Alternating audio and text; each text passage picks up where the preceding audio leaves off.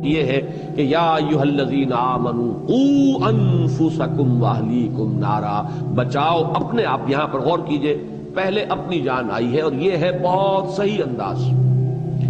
قرآن مجید میں اس حقیقت کو چاہے بہت سے لوگوں کو پسند نہ آتی ہو، اس لیے کہ یہ بات بظاہر جو ہے آدمی سوچتا ہے کہ کیا یہ بھی ممکن ہے کہ انسان بھاگے گا اپنے باپ سے، اپنی ماں سے؟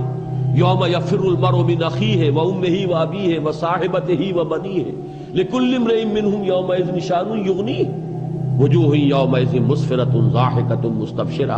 قیامت میں تو نفسی نفسی کا معاملہ ہوگا، میں بچ جاؤں، میں چھوٹ جاؤں، باقی سب جہنم میں جھونک دیے جائیں، جھونک دیے جائیں۔ چاہے میرے اولاد کو جھونک دو، میرے والدین کو جھونک دو، میرے بہنوں بھائیوں کو جھونک دو، میری بیوی کو، یا بیوی کہے گی شوہر کو جھونک دو، مجھے کسی طریقے سے بچا لو۔ قرآن مجید کی تو نص صریح ہے، یوم یفر المرء من اخیہ وامہ وابیہ وصاحبتہ وبنیہ۔ اسی طریقے سے وہ جو سورہ معارج میں فرمایا گیا کہ یہ انسان تو چاہے گا کہ لو یفتدی من عذاب یومئذ ببنیہ وصاحبتہ واخیہ وفصیلتہ التی تؤویہ ومن فی الارض جمیعا ثم ینجیہ۔ کسی طریقے سے سب کو فدیے میں لے لے، بیٹے کو بھی، بیوی کو بھی، اور ماں باپ کو بھی، رشتہ داروں کو بھی، میرے پورے کنبے اور گھرانے کو بھی، یہاں تک کہ تمام انسانوں کو جھونک دے، کسی طرح مجھے بچا لے۔ یہ نفسی نفسی جو حشر میں ہونی ہے، یہاں بھی آپ کے سامنے رہنی چاہیے کہ آپ سب سے پہلے اللہ کے ہاں جواب دے اپنی ذات کے لیے۔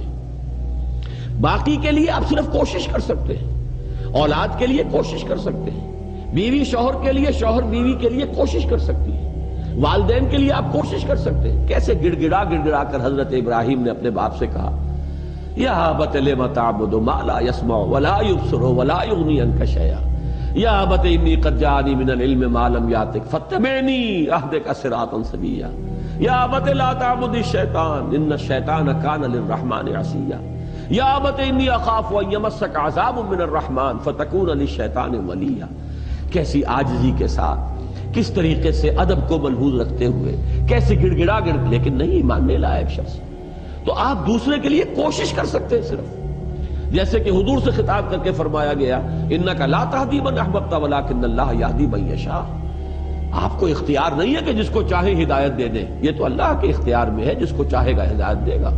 آپ کوشش کر سکتے ہیں، آپ کے ذمے تبلیغ ہے، آپ کے ذمے پہنچا دینا ہے، آپ کے ذمے تبیین ہے، وضاحت ہے، آپ کے ذمے یہ ہے کہ بار بار کہیں، لیکن یہ کہ اختیار آپ کے ہاتھ میں نہیں۔ تو یہ بات جان لیجئے، اصل اختیار ہے اپنا۔ علیکم انفسکم لا یضرکم من ضل اذا اہتدیتم۔ تمہارے اوپر ذمہ داری جو ہے وہ اپنی ہے، اور تمہیں ہرگز نقصان نہیں پہنچائے گی کسی کی گمراہی جب کہ تم ہدایت پر۔ یہی وجہ ہے کہ یہاں سب سے پہلے قوا انفسکم آیا، بچاؤ اپنے آپ کو۔ یہ تو تمہارے اوپر، یہ تو گویا کہ فرض عین کے درجے میں ہے، اس پر تو تم کلیتاً مکلف ہو کہ اپنے آپ کو بچاؤ، اپنا تو تمہیں اختیار حاصل ہے۔ البتہ اس کے بعد جو حیثیت اللہ نے تمہیں دی ہے، تمہیں کنبے کے سربراہ کی حیثیت سے ہو، تو اہلیکم، اب ان کو بچانے کی کوشش تمہارے ذمے سب سے پہلے۔ اسی کی ہمیں شرح ملتی ہے حدیث میں۔